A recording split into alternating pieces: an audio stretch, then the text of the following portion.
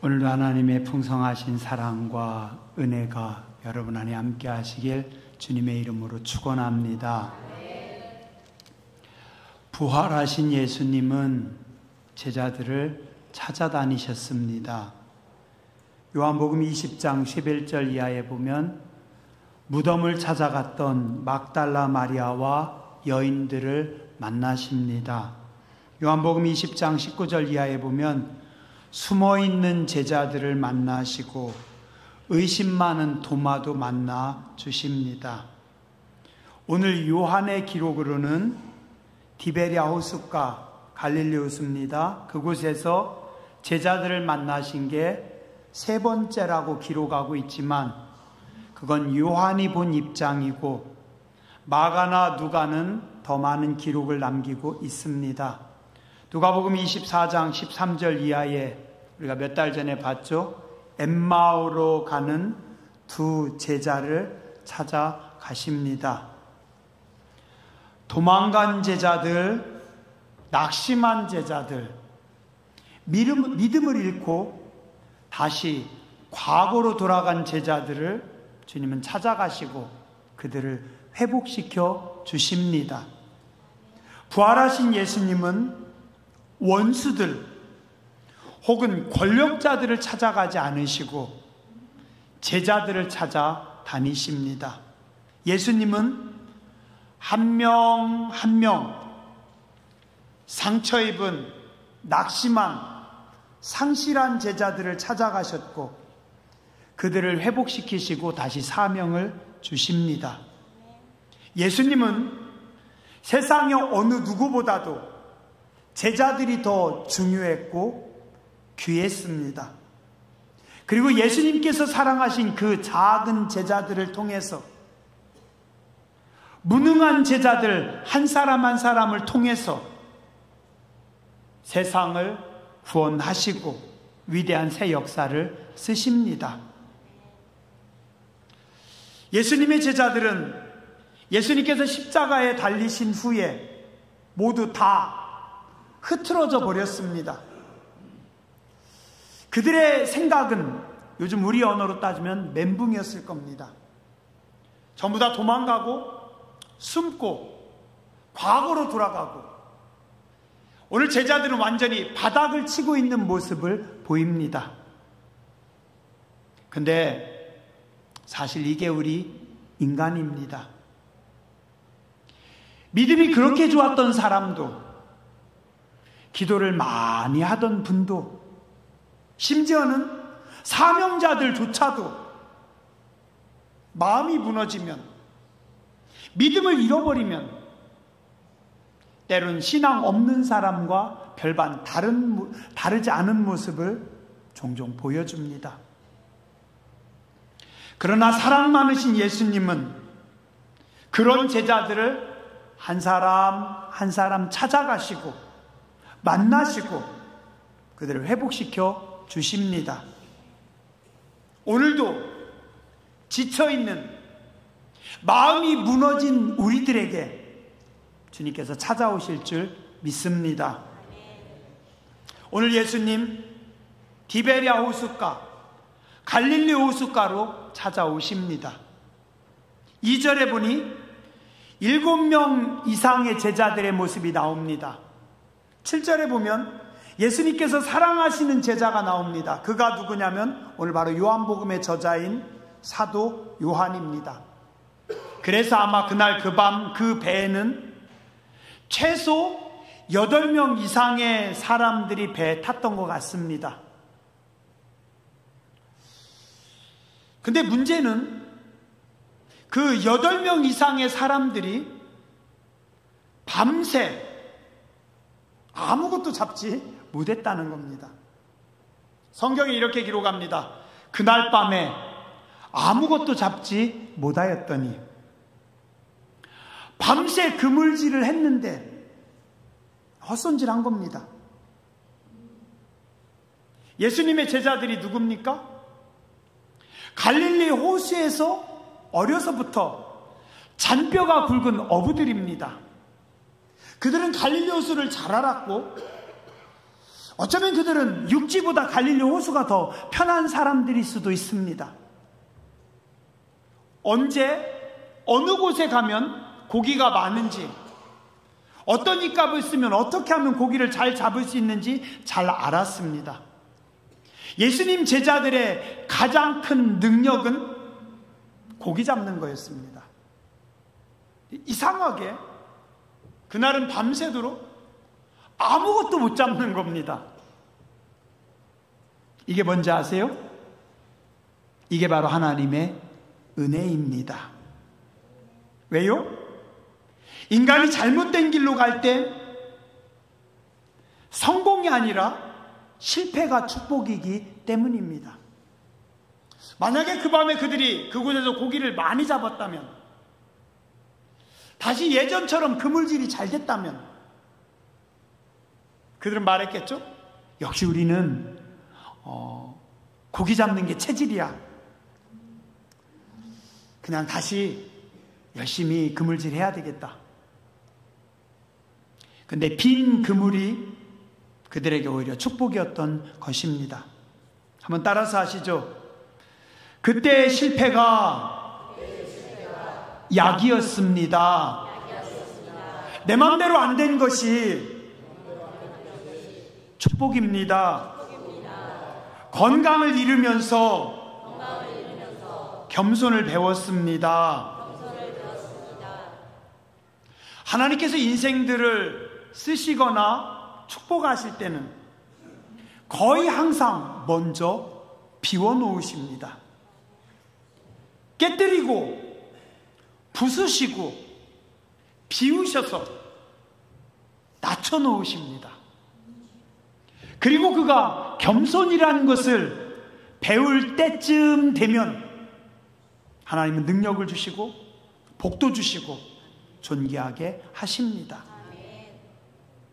안 그러면 어리석은 우리는 내 힘으로 뭘 할 수 있다라고 착각하기 때문입니다. 내가 뭘 했다라고 착각하는 겁니다. 내가 말이야, 그물질은 내가 잘하지. 창세기 12장에 하나님은 아브라함을 부르실 때 약속하십니다. 아브라함아, 내가 너를 복으로 만들겠다. 내가 너에게 복을 주겠다. 너는 또 복의 통로가 될 것이다. 천하 만민이 너로 말미암아 복을 얻을 것이다. 그래서 창세기 12장 4절 아브라함은 말씀을 따라갑니다. 아브라함은 가는 곳마다 제단을 쌓습니다. 그리고 뭘 합니까? 하나님의 이름을 부릅니다. 말씀을 따라가고 제단을 쌓고 하나님의 이름을 부르고, 그 결과 창세기 12장 10절 제가 읽어드리겠습니다. 그 땅에 기근이 들었으므로 아브라함이 애굽에 거류하려고 그리로 내려갔으니 이는 그 땅에 기근이 심하였음이라. 응? 하나님 뭐죠? 복을 주신다고 약속했고 복의 통로가 된다고 했고 말씀을 따라갔고 제단을 쌓고 기도했는데 그 땅에 기근이 들었으므로 그 땅에 기근이 심하였더라. 하나님 너무하신 거 아니에요? 창세기 13장 조카 롯이 떠납니다. 창세기 14장 그 조카 롯이 전쟁터에 나갔다가 포로로 잡혔어요. 조카를 구하기 위해서 늙은 아브라함이, 삼촌이 식솔들을 다 데리고 야밤에 여러 날 추격해서 조카를 살려옵니다. 그건 그래도 견딜 수 있는데, 아니 하나님 100살이 다 되도록 25년간 하나님이 약속하시고 25년이 지났는데 아들이 없습니다. 하나님 저를 축복하신 거 맞아요? 하나님께서 저를 인도하시는 거 맞나요? 아마 제가 아브라함이었으면 의심이 갔을 것 같아요. 이 정도면 좀 심하게 회의에 빠질 것 같습니다. 그런데 세월이 지나고 나서 보니 그것이 하나님의 은혜의 손길이었습니다.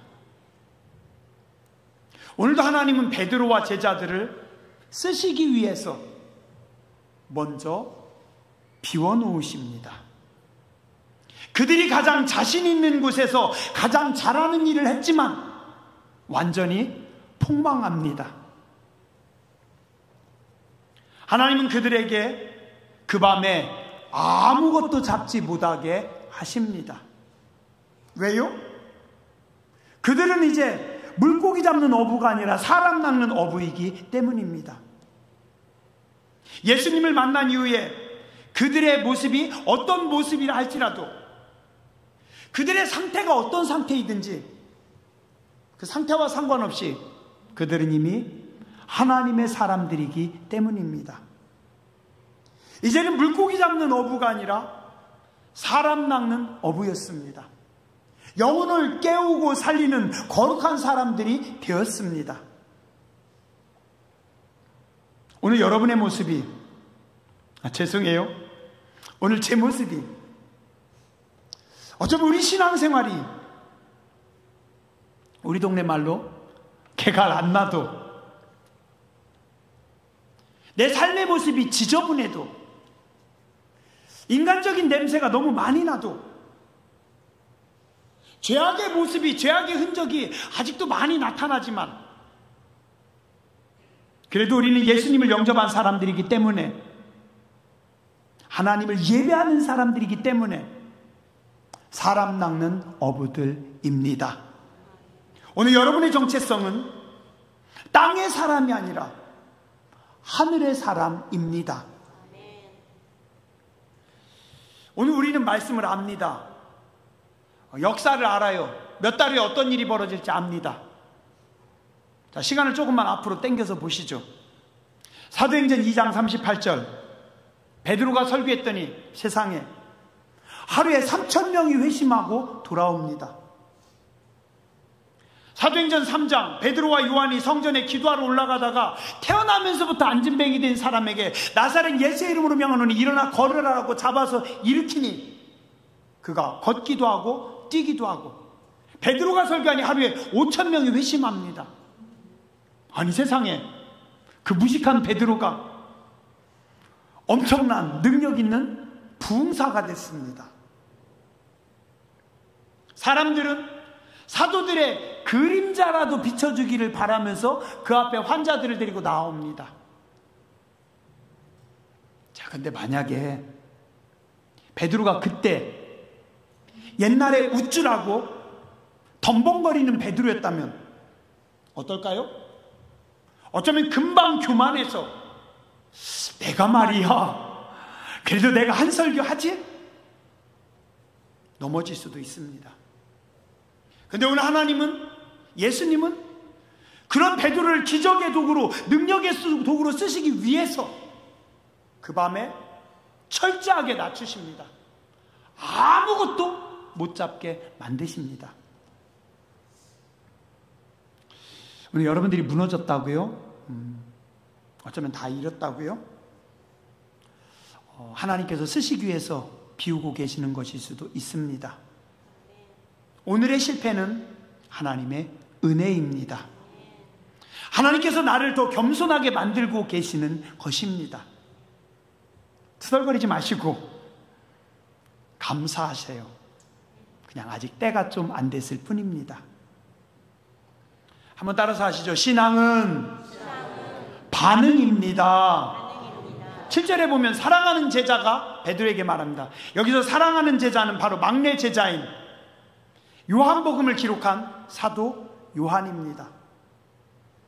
주님이시라. 저 멀리 호숫가에 서 계신 저분이 주님이시라. 그러니까 시몬 베드로가 갑자기 깜짝 놀라서 옷을 벗고 있다가 주님이라고 하는 말을 듣자마자 겉옷을 입고 어떻게 해요? 그냥 바다로 팍 뛰어들어갑니다. 다른 제자들은 어떤 반응을 보입니까? 8절 그곳에서 예수님이 서 계신 갈릴리 그 바닷가까지 대략 90m 정도 됩니다. 그러니까 작은 배를 가지고 요즘으로 따지면 보트를 띄워서 그 보트를 타고 예수님께 나아갑니다. 자, 어때요? 자, 90m 바닷가에 예수님이 서 계셔요.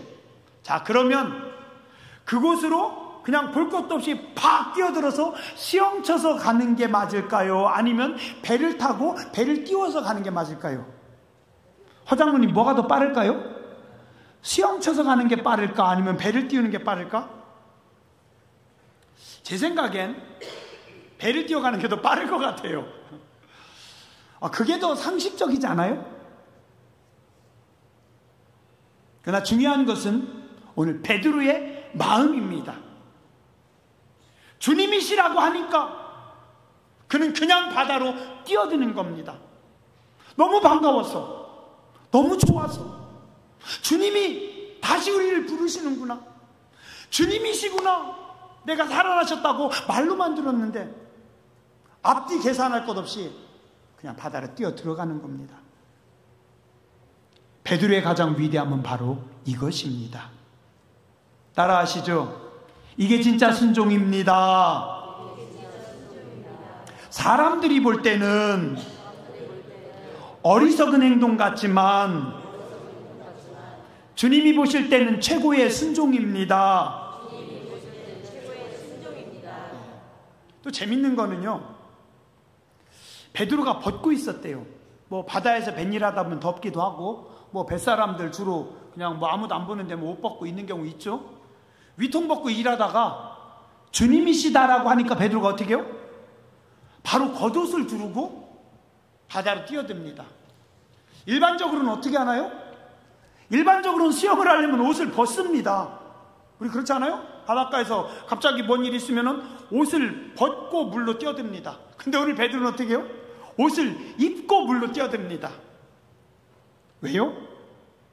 내가 가장 존경하는 예수님에 대한 가장 기본적인 예의이기 때문입니다. 물론 베드로도 옷 안 벗고 수영하는 게 더 빠르지만 주님이신데, 주님 뵈러 가는데 옷을 딱 걸치고 바로 바다로 뛰어드는 겁니다. 5절을 한번 보시기 바랍니다. 예수께서 이르시되 얘들아 너희에게 고기가 있느냐? 저 멀리에서 니네 고기 잡았니? 자, 근데 이게 원어에서는 뭐라고 말씀하냐면, 우리 성경은 좀 점잖게 번역했어요. 원어에서는 니네 아무것도 못 잡았지? 그 말입니다. 8명이 밤새 어탕 쳤는데 어떻게 물고기 한 마리를 못 잡아요?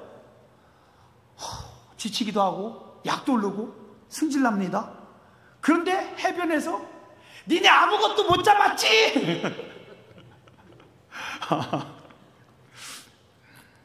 배 오른편에 그물을 던져봐. 그랬더니 제자들이 배 오른편에 그물을 던집니다. 밤새 아무것도 못 잡았는데 그 한 방에 물고기가 너무 많아서 그물을 들 수가 없을 정도로 많은 겁니다. 그냥 그물에서 고기들이 바닥바닥 뛰는 겁니다. 허장로님 괜찮겠죠? 생각만 해도. 자, 그러면 고기는 항상 우리 오른쪽에서 놀죠? 아닙니다. 오른쪽이든 앞이든 왼쪽이든 뒤든 상관없습니다. 중요한 건 뭐예요? 예수님의 말씀입니다. 예수님의 말씀. 신앙은 반응입니다. 신앙은 방법이 아니라 반응입니다. 방법은 상관없어요. 방법은 괜찮아요. 우린 그냥 반응만 잘하면 됩니다. 방법은 우리에게 중요하지 않아요. 틀릴 수도 있어요. 우리 어리석을 수도 있어요. 괜찮아요. 그러나 우리는 하나님께 반응만 잘하면 됩니다. 왜요? 주님이 알아서 하십니다. 알아서 하셔요. 우린 걱정 안 해도 돼요. 우리 이것저것 걱정 안 해도 돼요. 우린 뭐만 잘하면 돼요? 반응만 잘하면 됩니다. 축복은 노력해서 받는 게 아닙니다. 수고해서 이루는 것이 아닙니다. 축복은 하나님의 선물입니다. 그냥 주시는 하나님의 은혜입니다.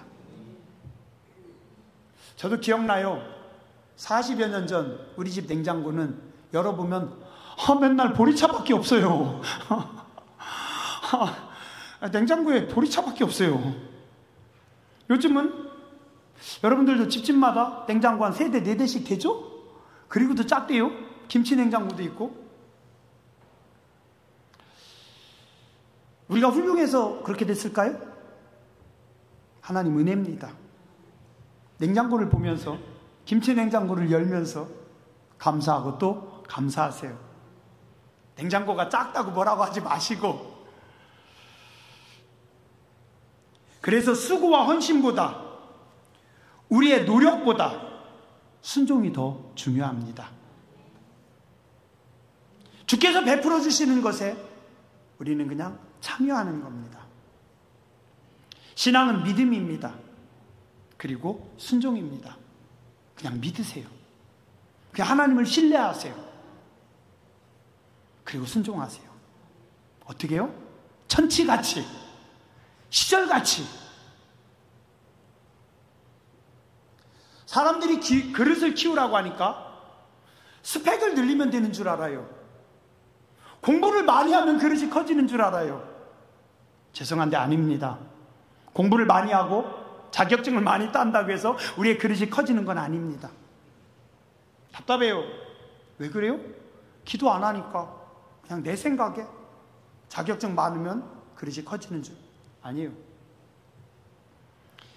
믿음을 키우는 것입니다.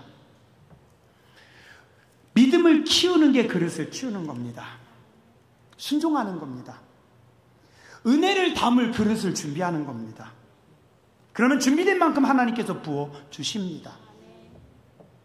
그 그릇을 준비하는 게 뭐예요? 그게 믿음이고 그게 순종입니다. 오늘 말씀 10절에 보니까 예수님께서 베드로에게 잡은 생선을 좀 가져라고 하십니다. 고기가 모자랐을까? 그러면 그 생선 갖다 구워가지고 줬다고 해야 되는데 그런 말씀 없어요? 예수님이 이미 다 아셨어요. 이미 8명 이상의 뱃사람들이 저기 있다는 걸, 제자들이 거기 있다는 걸, 제자들이 얼만큼 먹어야 된다는 걸 아셨죠? 물고기 5개, 보리떡 2개로 5병 맞아요? 5병. 보리떡이 5개네요. 헷갈리는데 여러분들까지 같이 멍해지시는 것 같아요. 5병이어의 기적을 베푸신 주님께서 물고기 충분하게 준비하셨어요. 그럼 왜 베드로에게 다시 가가지고 고기 얼만큼 잡았나 가져라고 했을까요? 베드로는 그거 자세히 못 봤어요. 주님이시다 하니까 그냥 막 수영해가지고 지금 왔습니다. 11절 가득히 찬 물고기가 153마리라 이같이 많으나 그물이 찢어지지 아니하였더라. 지금 창조자 하나님이신 예수님께서 베드로를 가리키십니다. 예수님은 창조의 하나님이십니다. 세상을 만드신 하나님이십니다. 능력의 하나님이십니다. 베드로야, 너 내가 먹인다. 내가 책임질게. 믿음으로 순종하면 기적을 보리라. 오늘 말씀하고 계십니다. 한 번만 더 따라서 하시죠. 와서 먹으라. 예수님은 새벽부터 그들을 위해서 모닥불을 피우시고 생선을 굽고 떡을 준비하셨습니다. 밤새 호수에서 고기를 잡은 제자들은 한 마리도 못 잡았습니다. 밤새 그물질했는데 헛수고였고, 호숫가에 예수님은 넉넉하게 고기와 떡을 준비해 놓으셨습니다. 예수님의 밥상은 사랑의 밥상입니다. 용서와 회복의 자리입니다. 예수님은 끝까지 사랑하시고 책임지시는 예수님입니다. 제자들은 다 주님 버리고 떠났지만 주님은 도망간 제자들, 떠난 제자들, 믿음 없는 제자들, 낙심한 제자들 찾아오셔서 그들을 먹이십니다. 그들을 끝까지 사랑하시고 책임지십니다. 성경은 자리를 많이 강조합니다. 마르다야, 너도 마리아처럼 좋은 편을 택했으면 좋겠다. 마리아의 자리가 어딘지 아니? 예수님 바로 앞에 발치. 거긴 어디예요? 예수님께 사랑받는 자리. 주님이 듬뿍 사랑해 주시는 사랑의 자리입니다. 그리고 그곳은 말씀을 받는 자리입니다. 그리고 그것은 하나님을 예배하는 자리입니다. 이미 예수님께서 다 준비하셨습니다.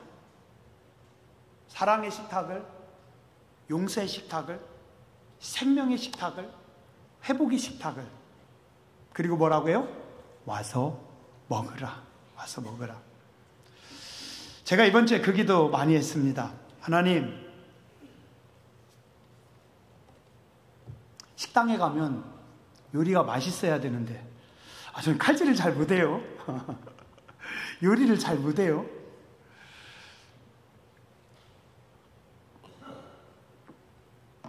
맛있게 드셔야 되는데, 영양가 있는 음식을 드셔야 되는데, 하나님이 주신 자연적인 음식을 잘 드셔야 되는데, 그래서 우리 성도님들이 맛있는 음식을 드시고 건강해야 되는데, 하나님 우리 교회 식탁이 풍성해야 되는데, 하나님 축복해 주시옵소서. 예수님은 도망간 베드로와 제자들을 채찍질하지 않으십니다. 니네 어디 갔었어? 네가 그럴 수 있어? 이제부터는 니네 앞으로는 얼마 있으면 성령이 임할 거고, 니네 앞으로는 예루살렘 교회를 만들 거고, 핍박이 임하면 다시 가서 예루살렘, 유다, 사마리아 땅끝까지 이제 우리 다시 선교 전략을 좀 짜보자. 예수님은 그런 거 안 하십니다. 그냥 사랑의 밥상을 차려놓으십니다. 풍성하게. 그리고 뭐라고 하세요? 얘들아, 와서 먹으라. 와서 먹으라. 오늘도 주님께서 여러분들을 위해서 풍성한 식탁을 준비하십니다. 저는 모르지만 당신 상록수교에 예수님께서 풍성한 식탁을 준비하십니다. 이건 제 간증인데요. 주로 제가 보니까 주일 오후 예배 때 주님 많이 임재하시고요, 은혜를 부어주십니다. 오후 예배 때 더 풍성해요. 한번 나와보시오. 안 나와보신 분들은 와서 먹으라. 너희는 내게 나와 들으라. 너희는 여호와를 만날 만한 때 찾으라. 가까이 계실 때 그를 부르라. 악인은 그 길을, 불의한 자는 그 생각을 버리고 여호와께 나오라. 그리하면 그가 긍휼히 여기시리라. 우리 하나님께 나오라. 그가 널리 용서하시리라. 주님의 식탁에 나오시고, 그리고 드시고 건강한 분들 되시길 주님의 이름으로 축원합니다. 기도하겠습니다.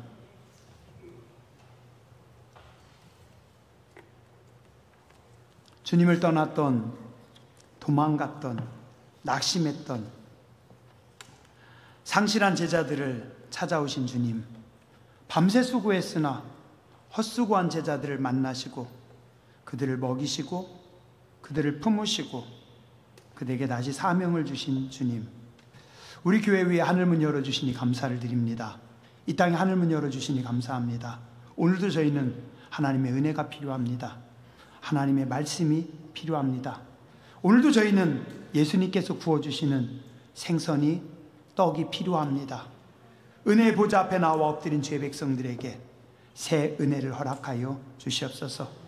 우리의 영혼이 주님이 주시는 은혜로 풍성하게 해주시고, 우리의 육체가 부족하지 않고 강건하게 해주시고, 주님이 주신 떡으로, 주님이 주신 생선으로 건강을 회복하게 하여 주시옵소서.